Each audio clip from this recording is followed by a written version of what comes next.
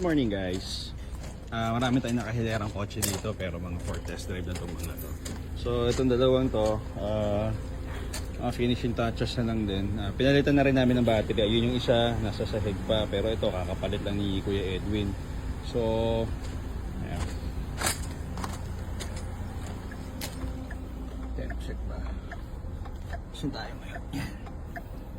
91 yan. So, i-check natin if tataas pa yan. So kung tumaas man yan, palit na rin ng radiator. Actually marami kami nakapila dito ngayon na for replacement ng radiator. So tuloy sa akin. Yan. Palit ng radiator. Ako nag-test drive ito, iniikot ako gabi. So yung temperature niya medyo mataas. 95 or 98 parang ganun. 95 to 98 mark siya. Tapos yung nandun, yung dulo, yung sa blue nakabungad doon, palit din niya kasi stable sa 96 yan. Hirap din bumaba, so palit din niya ang radiator. So ito naman yung new look na Ford EcoSport, hindi sa atin yan. Walk-in lang yan si Sir, kakabili lang ni Sir last week. So nagpagawa si Sir, may leak sa sa yung sa valve cover niya. So palit na din yun. Tapos yung reservoir tank niya, yung cap, sira din. Pa-PMS na rin si Sir. So, pwede na lang, hindi naman major yung problem. So, all goods pa rin.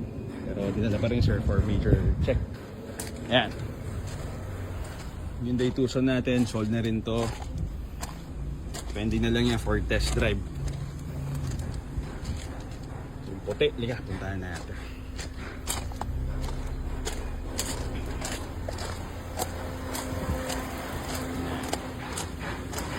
Ito, for release na to today. Hinabo lang natin yung battery. Ayan, napa-detail na rin yan. Tangkita naman. Iba talaga pag na-detailing talaga siya. Lumilitaw yung kulay. So, eto hindi pa na-detailing to kasi for the road test pa to.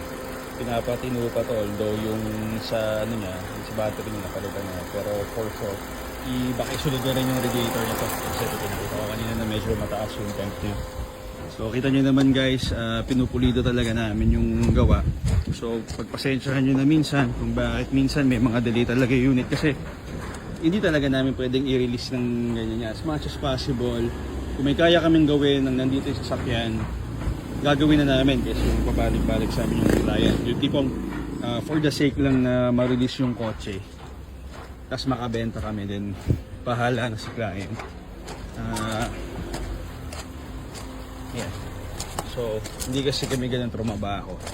Hindi man namin kayang i-rebuild ng 100% afresh from kasa yung sasakyan. At least, yung mga bibigay, mga major parts, sa amin na bumigay. At least, papalitan namin. And wala namang additional yun. So, literal yan guys. Lahat ng kung ano yung presyo namin dyan, yan na yun. Wala kayong bibilin dyan, kumbaga walang additional payment yan, except yung head unit, yun lang yung additional payment yan. Pero the rest, kung ano ba yung i-repair namin dyan, ano ba yung i-replace namin dyan, walang additional fee yun. So yun lang guys, open kami today walk-in kayo, tsaka may mga available units kami, check nyo na rin. So yun lang for today, update tayo mamaya-maya, salamat sa inyo.